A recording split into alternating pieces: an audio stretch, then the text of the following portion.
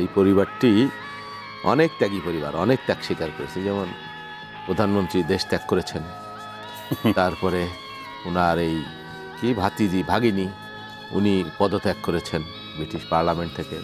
এই কয়দিন আগে জানলাম, আমাকে জানতাম না, ওনার পুত্র তার স্ত্রীকে ত্যাগ করেছেন, ক্রিস্টিনা।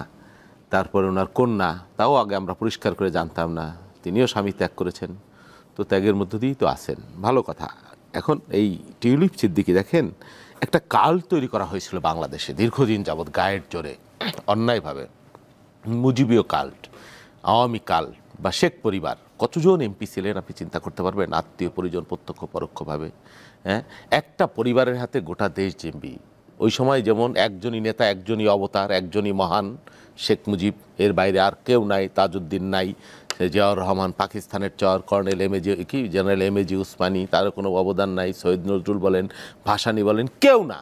ইভেন মুজিবনগরের একদিনের জন্যও সরকার যেখানে হয়েছিল শেখ সাহেব যান নাই, একদিনের জন্য যান নাই, স্বীকৃতিই দেন নাই। তার মানে আবার যদি তাজউদ্দিন আহমেদ একটু বড় হয়ে যায়, আর জিয়াউর রহমানকে তো দেনই না, 400 টাকার মেজর, পাকিস্তানের চর, এইসব বলা হয়েছে। এই পরিবর্তন এই হাসিনার আমলে আপনি তো জানেন, তার কথার বাইরে গাছের পাতাও নড়তো না এই বাংলাদেশে। হ্যাঁ, আমরা কিছু লোক চোখে চোখ রেখে কথা বলেছি জীবনের ঝুঁকি নিয়ে, অনেকে গুম হয়ে গেছে। আপনার প্রত্যেক শ্রেণী পেশার মানুষ চাটতে চাটতে চাটতে চাটতে রক্ত বের করে ফেলেছে পায়ের। এরকম বাস্তবতা তো তৈরি হয়েছিল।